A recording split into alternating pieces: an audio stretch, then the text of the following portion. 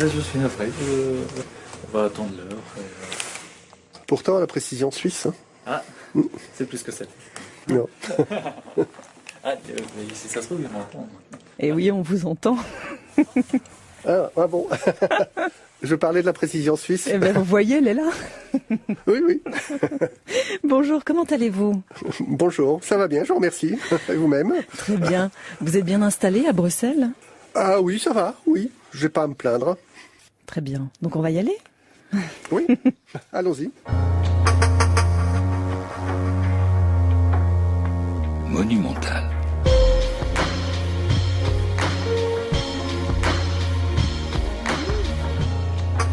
Monumental. Joanne Ducet. Réalisation. Christian Moreau. Eh bien, bonjour. Je m'appelle Jacques Gossard et je suis historien spécialisé dans les civilisations disparues et, pour dire les choses de manière un petit peu plus précise, plus exactement dans ce qui concerne les mystères relatifs aux civilisations disparues. Donc je suis historien et je suis également cofondateur d'une revue qui est consacrée au mystère de l'archéologie et qui s'appelle Cadat. C'est une revue belge que l'on peut obtenir essentiellement par abonnement.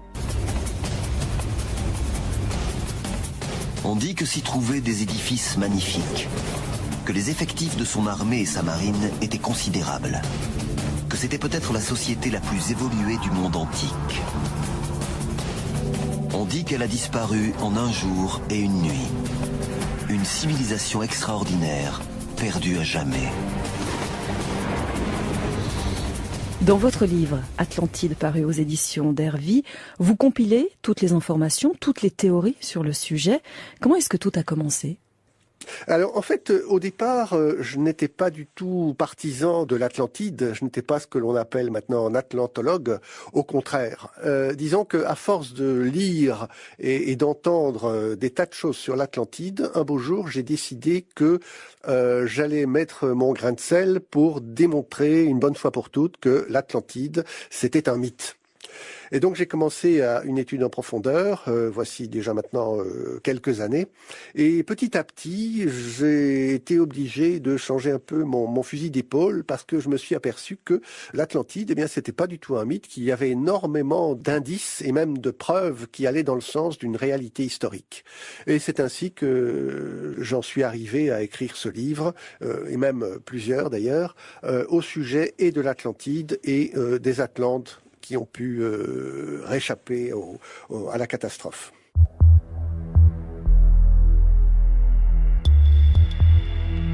Pour vous donc, c'est une vérité historique et pas une légende. Exactement, c'est une vérité historique et d'ailleurs celui qui en parle au départ et qui est le philosophe grec Platon dit bien à plusieurs reprises dans son texte, vous savez, l'histoire que je vous raconte, c'est quelque chose qui paraît extraordinaire, mais pourtant c'est une histoire vraie. Et il insiste lourdement là-dessus. Et effectivement, il semble qu'il ait raison, parce que, encore une fois, les indices archéologiques sont nombreux qui plaident en faveur d'une historicité de l'Atlantide.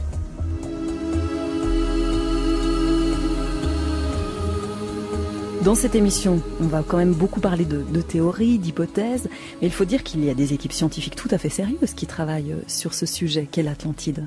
Ah, bien sûr.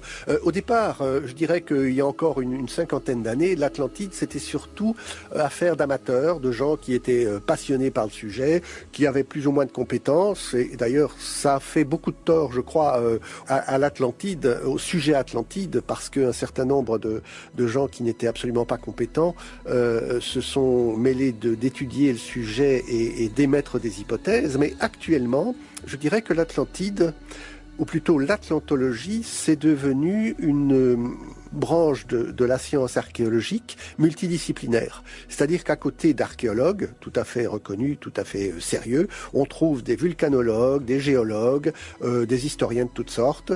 Et donc c'est vraiment devenu quelque chose de très sérieux qui est étudié à plusieurs niveaux et dans différentes sections de l'archéologie. Pour démêler la vérité de la fiction, il faut revenir aux sources. Pour Angela Hobbs, il faut relire un philosophe. Tout ce que nous savons de l'Atlantide vient de quelques pages du livre que je tiens entre mes mains. Un livre du philosophe grec Platon, le père de la philosophie. Il n'existe pas d'autre source du mythe de l'Atlantide. C'est la seule. On raconte qu'apparut un royaume puissant venu d'un autre monde dans l'océan Atlantique. On pouvait alors traverser cet océan, car il s'y trouvait une île devant ce détroit que vous appelez les colonnes d'Hercule. Le premier à en parler de l'Atlantide, vous l'avez dit, Jacques Gossard, c'est le philosophe Platon, et c'était tout de même il y a 2500 ans. En fait, Platon, finalement, est le seul à avoir parlé de l'Atlantide. Tout est parti de là. En fait, il en a parlé dans 2 textes célèbres, qui sont le Timée d'une part, le Critias d'autre part, et il a raconté l'histoire de l'Atlantide sous forme de dialogue entre plusieurs personnages. Dans le premier livre, le Timée, il parle essentiellement de l'existence de l'Atlantide et de sa destinée dramatique. Et dans le deuxième, le Critias, il décrit ce qu'était l'île Atlantide et où elle se trouvait. Il le dit, et il le répète à plusieurs reprises dans ces 2 textes, cette histoire, il ne l'a pas inventée. En fait, elle provient d'un Athénien qui vivait 170 ans avant lui, qui s'appelait Solon et qui était dictateur d'Athènes. Et à l'époque, les gens fortunés en Grèce, lorsqu'ils en avaient les moyens, faisaient des voyages d'études. Et Solon est donc parti en voyage d'études. Et parmi les destinations les plus courues, pour les Grecs, l'Égypte était, je dirais, un pays incontournable. Et donc Solon s'est rendu en Égypte. Il s'est, au fil des jours et des mois, lié d'amitié avec des prêtres égyptiens du temple de Saïs. Saïs, c'est une ville qui se trouve dans le delta du Nil, donc au nord du Caire. Et là, à force de discuter avec ces prêtres, il a gagné leur confiance et les prêtres ont commencé à lui parler de ce qui s'était passé bien avant Solon, bien avant lui. Et donc, ils ont commencé à raconter l'histoire de l'Atlantide à Solon. Et c'est comme ça que cette histoire a commencé. Solon a été vivement impressionné par ce qu'il avait entendu des prêtres égyptiens. Il aurait noté tout cela. Il en aurait fait des notes préparatoires à un livre qui n'a jamais été écrit, mais enfin, apparemment, les notes auraient existé. Et il est rentré en Grèce. Là, il en a parlé à son frère. Son frère lui-même en a parlé à un neveu, et ainsi, de fil en aiguille, et après 5 intermédiaires, le récit est finalement arrivé aux oreilles de Platon, qui l'a couché par écrit sous forme de dialogue dans le Timée et le Critias. Les descriptions de Platon sont incroyablement détaillées, et ses écrits offrent à qui recherche l'Atlantide un véritable catalogue de pistes, à commencer par la localisation de la ville perdue. Selon lui, l'Atlantide était un royaume sur une île composée de plusieurs anneaux de terre, situés au-delà des colonnes d'Hercule. À quoi ressemblait le royaume de l'Atlantide ? Alors c'était presque le paradis. En fait, il faut savoir que Platon situe l'île Atlantide. D'abord, c'est une île qui se trouve au milieu de l'Atlantique et en face des colonnes d'Hercule. Alors, quand on regarde une carte, on s'aperçoit qu'on est à peu près à la hauteur entre les Açores et les Canaries, c'est-à-dire que déjà le climat est quand même relativement clément. Et effectivement, d'après la description qu'en fait Platon, l'île Atlantide jouissait d'un climat presque paradisiaque, avec la faune correspondante. Il y avait des éléphants, il y avait une flore extrêmement luxuriante. On faisait apparemment des récoltes extraordinaires et le sous-sol regorgeait de métaux de toutes sortes.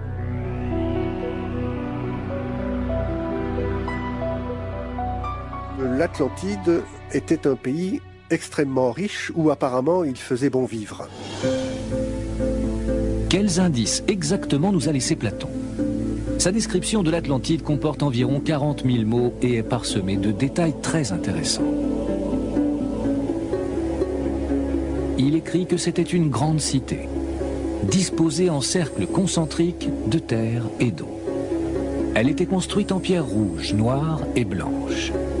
Le peuple y sacrifiait des taureaux. On trouvait des éléphants alentour, et ce, vers 9000 avant Jésus-Christ. l'île elle-même était divisée en deux parties. D'une part, une plaine et d'autre part, une zone montagneuse qui entourait la plaine et zone montagneuse qui n'était d'ailleurs pas très élevée. Et au centre de la plaine, les Atlantes avaient bâti leur cité royale, ce qu'ils appellent leur cité royale, donc leur capitale, qui était une cité extrêmement riche et en fait tout à fait caractéristique, et je crois qu'on aura l'occasion d'en reparler tout à l'heure. C'était une cité qui était entourée de murailles, d'enceintes rondes. Platon précise qu'il y avait 2 enceintes de terre et 3 enceintes de mer.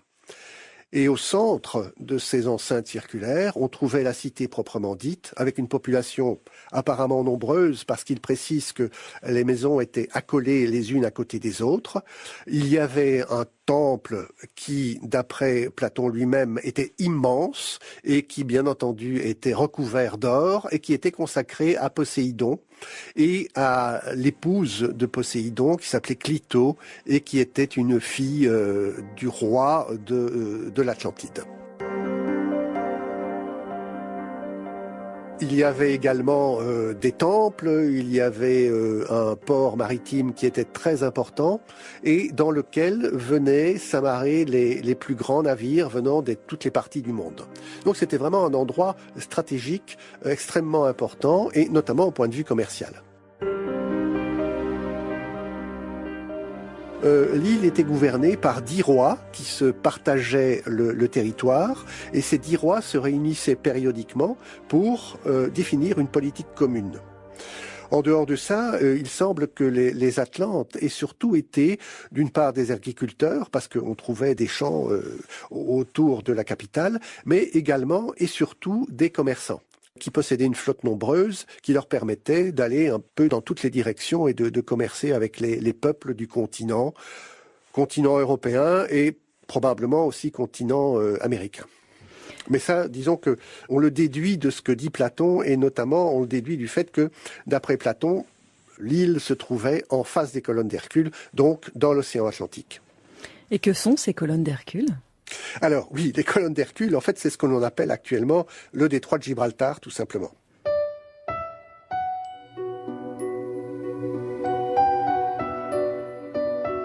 Que sait-on d'autre sur l'Atlantide ? Disons que c'était un pays très prospère, qui vivait en paix, apparemment avec tout le monde. Mais au fil des générations, les rois atlantes ont commencé à avoir des envies de conquête et donc ils sont partis à la conquête des peuples de l'Europe et ils sont partis à la conquête finalement de l'Égypte et de la Grèce. De l'Égypte et de la Grèce, d'il y a, dit Platon, 9000 ans avant lui, c'est-à-dire vers 10 000 avant Jésus-Christ. Et ils se sont heurtés aux ancêtres des Athéniens, probablement aux ancêtres des Grecs.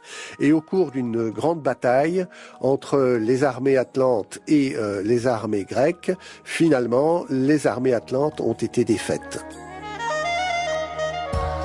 À la suite de cela, pour punir les Atlantes de ne pas avoir conservé les valeurs de paix qui leur avaient été inculquées, les dieux ont décidé de punir ce peuple et, dit Platon, en l'espace d'un seul jour et d'une seule nuit, l'île Atlantide s'est abîmée dans les flots et a donc disparu complètement, entraînant la disparition totale de la civilisation atlante.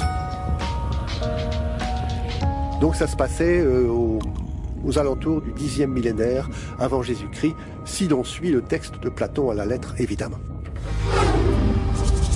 On n'a pas cessé, à travers les siècles, de raconter la disparition de cette île. Le philosophe grec Platon en parle le premier il y a plus de 2000 ans. Monumental. La cité engloutie est-elle un mythe ou sa légende est-elle fondée sur une civilisation qui a réellement existé ?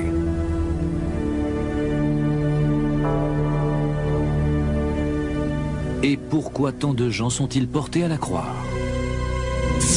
La position de l'Atlantide, on la cherche encore, et en ce qui concerne sa localisation, là il y a plusieurs théories.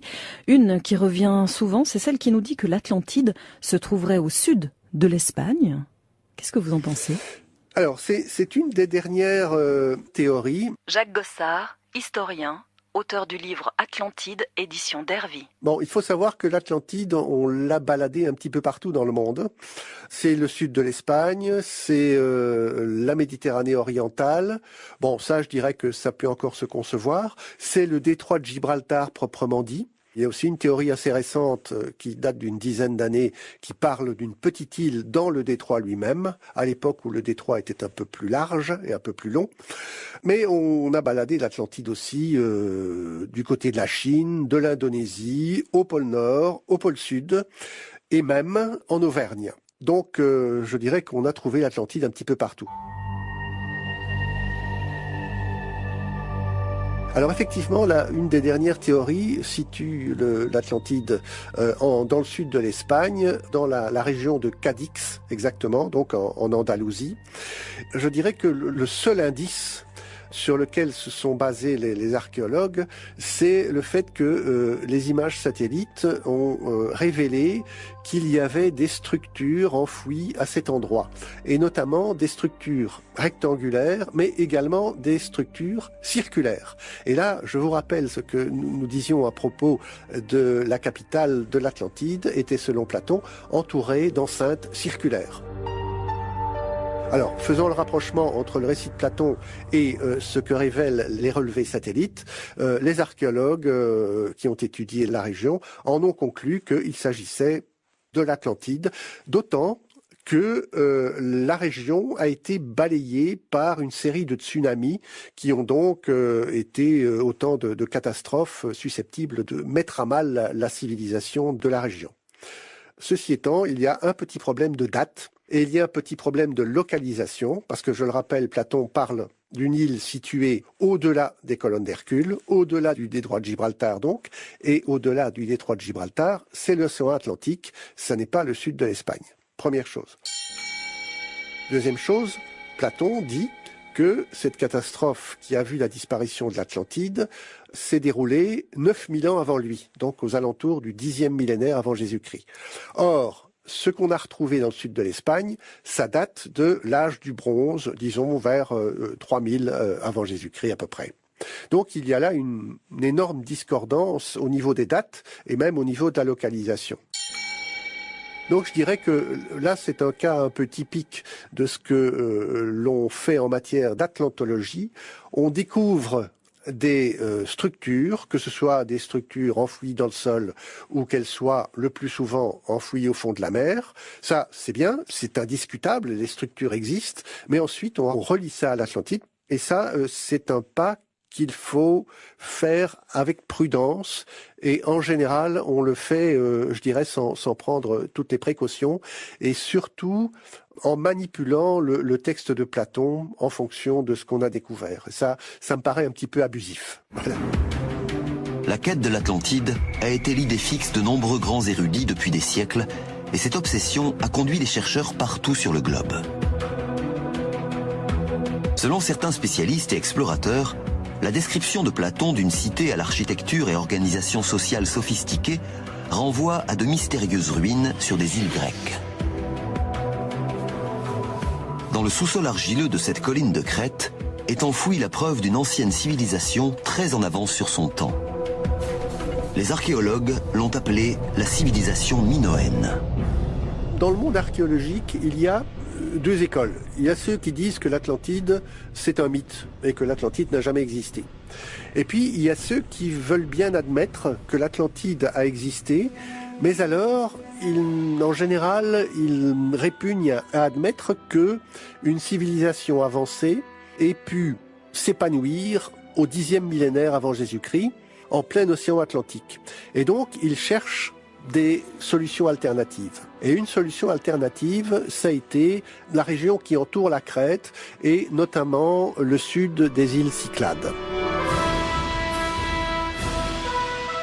L'idée au départ, l'Atlantide a disparu à la suite d'une catastrophe. Ça, c'est Platon qui le dit.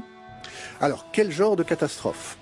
Eh bien, cette catastrophe, cela pourrait être, pour les partisans d'une Atlantide en Crète, l'explosion du volcan de Santorin. Santorin, c'est une petite île qui se trouve dans le sud des Cyclades, et c'est une île volcanique. Et jusqu'au XVIIe siècle avant notre ère, c'était une île volcanique avec un volcan qui était bien actif, et c'était une île circulaire. Et aux alentours de 1650 avant Jésus-Christ, le volcan est entré en éruption, mais une éruption extrêmement importante, extrêmement puissante.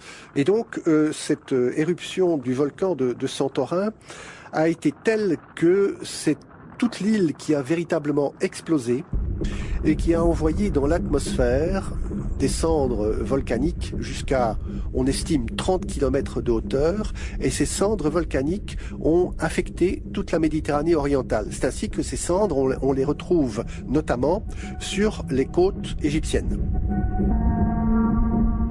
L'autre aspect de la catastrophe, ça a été les tsunamis qui ont suivi l'explosion du volcan. Et ces tsunamis ont atteint assez rapidement la Crète, qui n'est distante que de 100 km au sud de Santorin, balayant apparemment une partie des constructions qui se trouvaient en bord de mer. Et les partisans de l'Atlantide en Crète en ont conclu que probablement lorsque Platon parlait de cette catastrophe, de cette disparition de l'île Atlantide, il faisait référence à cette fameuse catastrophe qui a évidemment marqué l'Antiquité, parce que toute la Méditerranée orientale a été affectée par l'explosion de Santorin, et notamment ces partisans de l'Atlantide à Santorin expliquent que l'affaiblissement de la culture crétoise, qui est une culture qu'on appelle la culture minoenne, est due à cette explosion, et que dans la mémoire collective, cet événement s'est transformé en une espèce de légende qui est la légende de l'Atlantide. Serait-il possible que les Minoens soient les habitants de l'Atlantide de Platon ? Il y a un problème de date et il y a un problème de dimension en général. Prenons d'abord la date. Si l'on se dit que la catastrophe date de 9000 ans avant Platon, on n'est plus du tout, évidemment, dans l'époque de l'explosion de Santorin, c'est-à-dire vers 1650 avant Jésus-Christ. Alors, les partisans de la théorie Atlantide égale Crète disent « oui, mais Platon, ou peut-être Solon, s'est trompé, soit dans la transcription de ce qui avait été dit par les prêtres égyptiens, soit même dans la transcription des hiéroglyphes égyptiens. Et donc, l'hypothèse, c'est que il y a eu confusion entre les chiffres 100 et 1000, et que donc, lorsqu'on parle de 9000 ans avant Platon, il faut lire 900 ans avant Platon, ce qui nous mène évidemment dans les eaux de l'explosion de Santorin. Ça, c'est le problème de date. Il y a aussi le problème de dimension. Parce que dans son texte, Platon donne les dimensions de la plaine qui entoure la cité royale. Encore une fois, ces dimensions ne collent pas avec ce que l'on sait des plaines de la Crète, sauf si on divise tout par 10, encore une fois. Donc, en manipulant les chiffres, on peut en arriver à interpréter le texte de Platon de manière à faire coller plus ou moins le texte avec la réalité de la Crète et de Santorin. Mais encore une fois, ça veut dire que Platon, on veut bien le croire, mais on ne veut pas le suivre dans tout ce qu'il a dit. Et quand ça ne nous arrange pas, eh bien, on interprète ces données, qui sont pourtant très précises, et on les interprète en fonction de nos théories à nous. Ce qui me paraît un petit peu tiré par les cheveux. Il semble donc que malgré toutes les circonstances concordantes, ce n'est pas l'endroit décrit par Platon. La civilisation minoenne n'a pas été engloutie par les eaux. Et malgré les multiples raisons de localiser l'Atlantide ici, cette théorie ne résiste pas à l'épreuve des faits.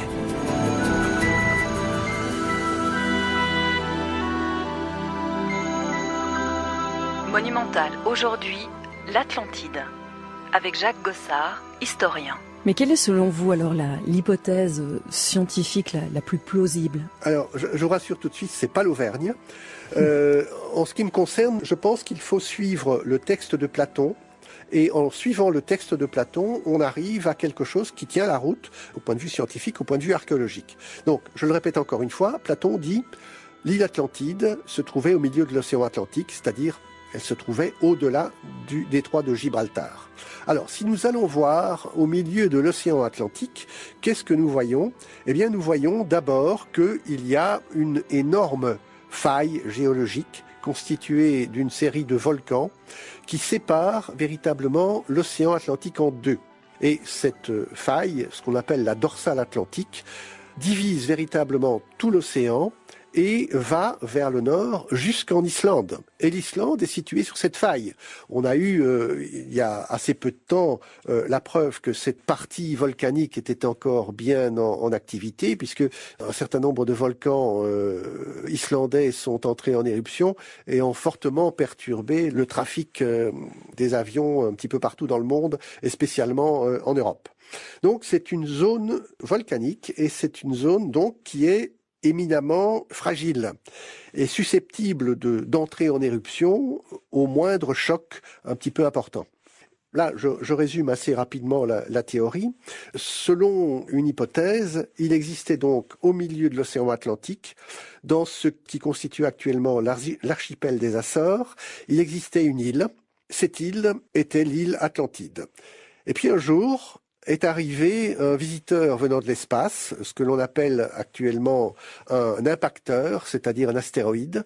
Et cet astéroïde s'est abîmé au fond de l'océan Atlantique, au large, parce que là on retrouve les traces de l'impact, au large de Porto Rico. Alors évidemment, ce météorite étant extrêmement volumineux, a ébranlé tout le fond marin de l'océan Atlantique et a réveillé les volcans qui se trouvaient donc dans cette région de la dorsale médio-atlantique. Et ces volcans sont entrés en éruption, ont provoqué un bouleversement complet de la région, et l'île Atlantide, à la suite de cela, s'est abîmée dans les flots et a disparu sous les flots, ne laissant plus apparaître que les sommets les plus élevés, ce que l'on retrouve actuellement sous le nom d'archipel des Açores. Ça, c'est en très résumé l'hypothèse qui est, à mon avis, la plus valable actuellement. L'être humain s'est toujours interrogé sur le commencement du monde. L'origine de la planète, l'apparition de l'homme. Peut-on la dater ou trouver des preuves? Quel degré de culture l'homme a-t-il atteint? Nous voulons découvrir les dangers cachés au fond de la mer et comprendre comment un phénomène naturel peut détruire toute une civilisation. La première, monumentale. Aujourd'hui, l'Atlantide. Et si l'Atlantide ne se cachait pas en Europe, mais en Amérique? Régulièrement, on annonce la découverte de l'Atlantide. Dernièrement, des géologues brésiliens ont annoncé avoir trouvé 1500 km des côtes de Rio dans les profondeurs de l'Atlantique Sud. Est-ce que ça, c'est une piste ou pas? Mais encore une fois, c'est intéressant parce que ça prouve qu'on prend l'Atlantide au sérieux. Jacques Gossard, historien, auteur du livre Atlantide, édition d'Hervy. Et ce ne sont pas, encore une fois, des farfelus, parce que encore une fois, des farfelus, il y en a eu beaucoup, mais ce sont des gens sérieux, ce sont des géologues, ce sont des archéologues qui sont reconnus internationalement. Donc, je dirais que l'atlantologie est une science qui est très dynamique. Ça, c'est le côté positif de la découverte. Alors, le côté un peu moins positif, c'est le fait, encore une fois, d'assimiler une découverte bien réelle à l'Atlantide. Alors, la découverte bien réelle, c'est effectivement des structures, mais ces structures, ce sont des blocs de granit. Alors, le fait de trouver des blocs de granit au fond de l'océan Atlantique, ça peut être très intéressant parce que le granit, en principe, c'est une roche continentale. Donc, ça veut dire qu'à un certain moment, ce qui se trouve actuellement au fond de l'océan se trouvait au-dessus de la surface, donc à l'air libre, et donc il pouvait très bien y avoir là une île. Mais le problème, c'est le problème de localisation, parce qu'on n'est pas du tout, encore une fois, en face du détroit de Gibraltar, on est dans l'Atlantique Sud. Et puis, il y a le problème de la datation, parce que ce qu'on peut dater, c'est les blocs de granit, et là, on arrive à plusieurs millions d'années. Et donc, on n'est plus du tout dans la période qui a vu naître l'humanité. On est bien avant cela. Donc, je dirais que pour moi, c'est encore une fois un raccourci de pensée assez énorme de relier ce fait réel qui est l'existence de structures qui étaient à l'air libre à une certaine période, et le récit de l'Atlantide.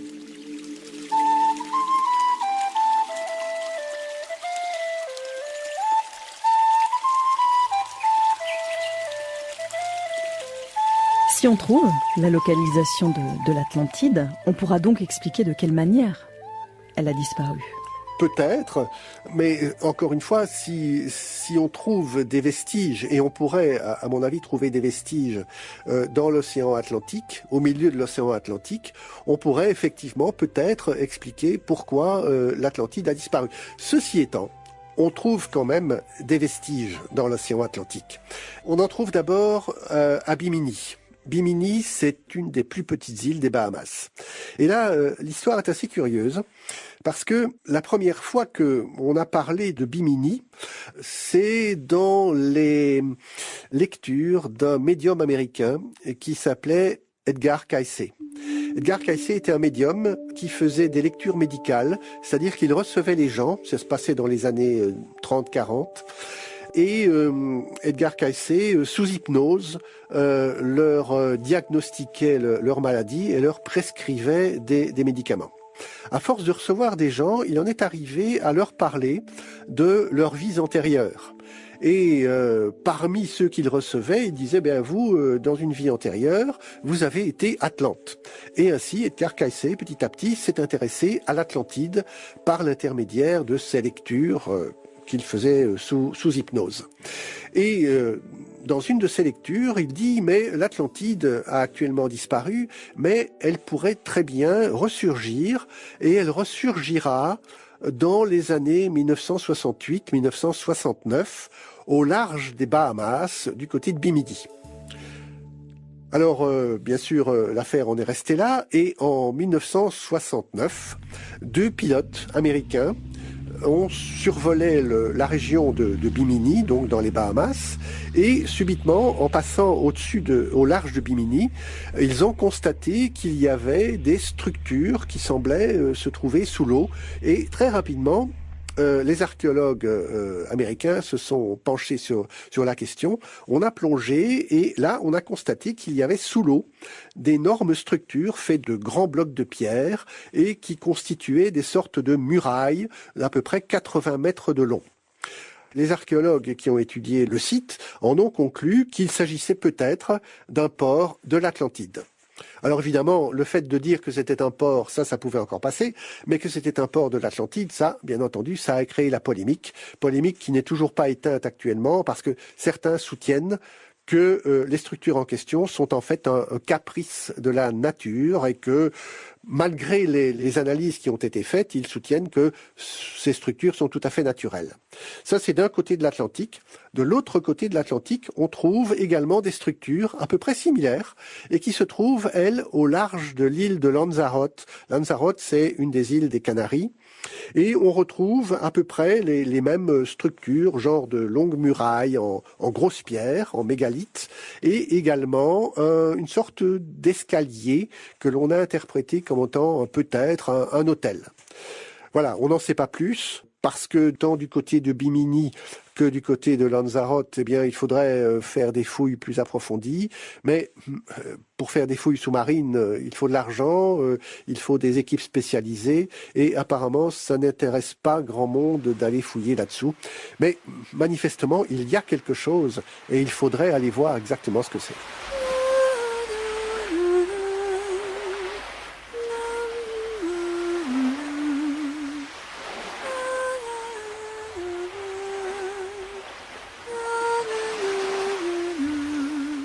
Jacques Gossard, si on retrouvait l'Atlantide, est-ce qu'on ne serait pas déçu par les résultats ? Alors, ça dépend à qui on s'adresse. Parce que pour un certain nombre d'atlantologues, l'Atlantide était une civilisation en avance sur son temps. Et quand je dis en avance sur son temps, c'est même en avance sur notre temps. Si l'on reprend les descriptions qu'en a fait Edgar Cayce, par exemple, Edgar Cayce a parlé d'une civilisation qui maîtrisait et la matière et l'énergie, Il a parlé de rayons verts, il a parlé, je ne sais plus, je crois qu'il a parlé, ou si ce n'est pas lui, c'est quelqu'un d'autre, de sorte de soucoupe volante. Bref, on a fait de l'Atlantide une civilisation qui est en avance par rapport à tout ce que l'on connaît actuellement.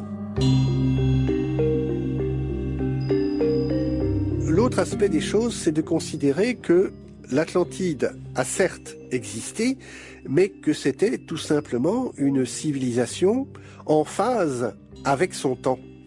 Alors, aux alentours de 10 000 avant Jésus-Christ, qu'est-ce qu'on a? Eh bien, en Europe, vous le savez, on a une civilisation qui est la civilisation du paléolithique final, civilisation certes de chasseurs-cueilleurs encore, mais malgré tout, ce sont des civilisations qui sont très avancées, et on en a des traces que tout le monde connaît. Ce sont les fresques des grottes préhistoriques, notamment de Lascaux, d'Altamira, etc., avec des artistes qui ont produit des œuvres extraordinaires.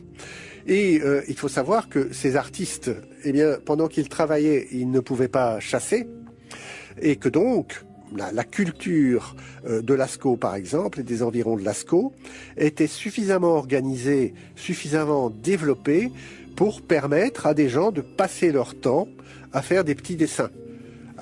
En quelque sorte, même si c'était dans des buts magiques et religieux, pour permettre à des gens de se consacrer uniquement à une activité qui n'était pas une activité de survie.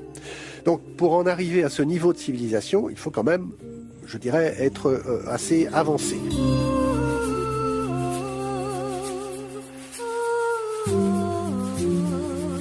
Donc, si maintenant on place ce niveau de civilisation au niveau de l'Atlantide, on peut imaginer que cette civilisation était tout simplement une civilisation du paléolithique final, mais que simplement elle était peut-être un petit peu plus avancée en matière d'échanges commerciaux et de voyages sur l'océan. En fait, très tôt, l'homme préhistorique s'est lancé sur les océans. L'Australie, par exemple, a été conquise bien avant cela, aux alentours de 40 000 avant Jésus-Christ. Donc, le fait de voyager sur l'océan n'était pas vraiment un problème insurmontable pour les populations du 10e millénaire avant Jésus-Christ. Et probablement, les Atlantes étaient une population paléolithique qui vivait sur l'île Atlantide et qui avait développé un commerce essentiellement maritime, qui devait avoir des comptoirs tant du côté américain que du côté européen, et probablement, encore une fois, c'est une hypothèse qui me semble plausible, que les structures de Bimini devaient être un comptoir de ces commerçants atlantes. Et donc, ça dépend du point de vue dans lequel on se place, mais à mon avis, si un jour on découvre vraiment les restes de l'Atlantide, personnellement, je ne serais pas déçu, parce que ça correspondra à ce que j'imagine que pouvait être l'Atlantide.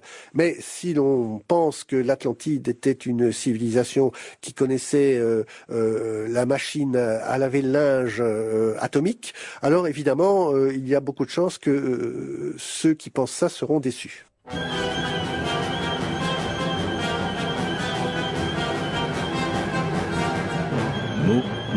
Monumental. Il faut dire que l'Atlantide a alimenté passablement d'œuvres littéraires, et pas que, hein. Elle fait presque partie de notre culture. Oui, bien sûr. L'Atlantide a toujours fasciné. Et ça a commencé dès après Platon. On considérait à l'époque que l'histoire de l'Atlantide était tout à fait plausible, qu'il n'y avait aucune raison qu'une civilisation ne se soit pas abîmée dans les flots. Ça faisait partie des choses normales. Malheureusement, un disciple de Platon, qui est Aristote, a décrété que l'Atlantide était un mythe et que ça n'avait aucune réalité historique. Et Aristote avait une telle aura, non seulement dans l'Antiquité, mais jusqu'au Moyen-Âge, qu'on l'a suivi aveuglément et que donc l'Atlantide s'est resté un mythe jusqu'au Moyen-Âge. Et puis à partir de la Renaissance, là, un certain nombre de personnes ont commencé à revoir un petit peu leur position, et notamment un certain nombre de jésuites, dont Athanas Kircher est le plus célèbre sans doute. Et Athanas Kircher a été un des premiers à remettre au jour l'Atlantide. Il a fait des recherches et il a même dessiné une Atlantide au milieu de l'océan Atlantique. Bref, à partir de ce moment-là, on a commencé à reparler de l'Atlantide et à réétudier le problème de l'Atlantide. Et c'est allé assez loin dans les sphères scientifiques, puisque par exemple, Henry Schliemann, qui est le découvreur de la ville de Troie, s'est intéressé lui-même à l'Atlantide et a élaboré un certain nombre de théories, lui et son petit-fils d'ailleurs. Et à partir du XXe siècle, là, l'atlantologie a vraiment démarré avec des chercheurs de tous bords et de tous azimuts qui y sont allés de leurs recherches et de leurs théories. Mais je dirais qu'au niveau scientifique d'abord, c'est devenu quelque chose de tout à fait, pas banal, mais relativement courant. Et puis, bien sûr, la littérature, notamment, s'est emparée du mythe de l'Atlantide. Et bien sûr, pour ce qui concerne la littérature française, le livre le plus célèbre est certainement l'Atlantide de Pierre Benoît, qui est un grand classique et que j'engage chacun à lire et même à relire parce que c'est un grand moment de littérature. Il y a une bande dessinée très célèbre qui s'appelle l'Atlantide également, qui est due à un dessinateur belge, Edgar Jacobs, qui a, lui, parlé d'une Atlantide, mais qui avait évolué dans le fond des océans et qui avait justement, lui, découvert le rayon laser et les soucoupes volantes. Mais c'est une bande dessinée, bien entendu. Au milieu de notre vaste océan se trouve l'Atlantide. Au cours des années, l'image de l'Atlantide a été enjolivée par l'imagination des scénaristes de films. L'Atlantide, un monde qui voue un culte aux étranges dieux de la science. Et puis il y a des films, oui. Des films d'ailleurs très divers en qualité. En général, c'était plutôt des films de série B. À mon avis, ça ne vaut pas la littérature et la bande dessinée, mais effectivement, le cinéma s'est emparé du sujet et en a tiré pas mal de films. Voici la terre de mes ancêtres, l'Atlantide. Jacques Gossard, et si Platon s'était trompé, si tout cela n'était que pure fiction? C'est possible parce que je dirais que de toute façon, en archéologie, rien n'est jamais définitif, et donc tout ce que l'on peut présenter, même les choses qui paraissent les plus évidentes, peuvent être revues à la suite de l'une ou l'autre découverte. Donc l'Atlantide, c'est une hypothèse parmi d'autres. Mais ceci étant, il y a de plus en plus d'indices qui plaident en faveur de la réalité historique de l'Atlantide. Et je crois que actuellement, en ce début du XXIe siècle, on ne peut plus faire l'impasse sur l'Atlantide historique et que c'est un sujet qui mérite d'être étudié parce que pratiquement tous les ans, on découvre de nouveaux indices qui vont toujours dans la même direction et qui vont dans cette direction d'une Atlantide qui a réellement existé. Donc, moi personnellement, je ne peux pas évidemment affirmer que Platon ne s'est pas trompé, ou plutôt je ne peux pas affirmer que Platon n'a pas été trompé, mais encore une fois, les indices vont tous dans le même sens, c'est que il s'agit vraiment, comme le dit Platon, d'une histoire vraie. Mais une chose est certaine, dans le futur, des découvertes archéologiques encore plus passionnantes auront lieu dans le monde océanique. Et peut-être ces découvertes nous mèneront-elles un jour au site définitif. Peut-être est-ce ailleurs qu'attend d'être enfin découvert le lieu que Platon a appelé l'Atlantide. rts.ch/monumental. Aujourd'hui dans Monumental, nous parlions de l'Atlantide. Les références du livre de notre invité Jacques Gossard se trouvent sur notre page internet. Archives, infos utiles, liens Facebook, podcasts sont aussi disponibles à l'adresse rts.ch/monumental. La semaine prochaine, nous parlerons du pillage et de la destruction du patrimoine dans les pays en conflit ou en crise. Il sera également question du commerce international issu des fouilles clandestines. Et notre invité sera Marc-André Haldiman, expert fédéral en archéologie méditerranéenne. Monumental, une émission de Joanne Ducé, réalisation, Christian Moreiro, recherchiste, Stéphanie Coudray, site internet, Dany Sulam, programmation musicale, Karine Vouillamont.